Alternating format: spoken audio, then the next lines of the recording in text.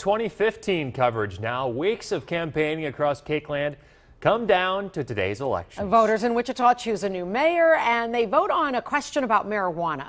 KAKE's Annette Lawless looks at what is getting voters out to the polls.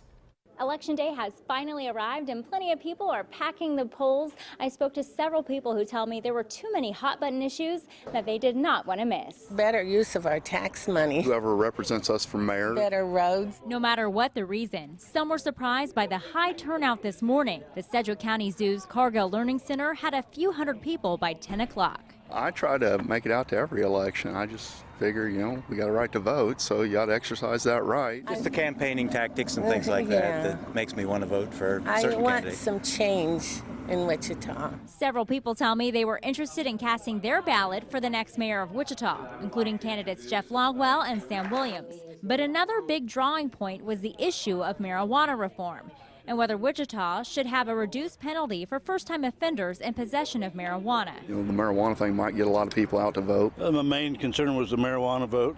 And what intrigued you the most about the marijuana vote today?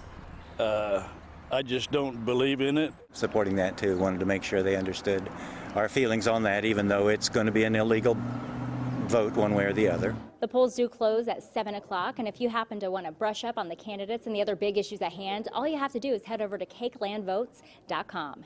In Northwest Wichita, Annette Lawless, KAKE News. All right, stay with KAKE News for complete coverage of today's election. Watch for election updates after the polls close at 7.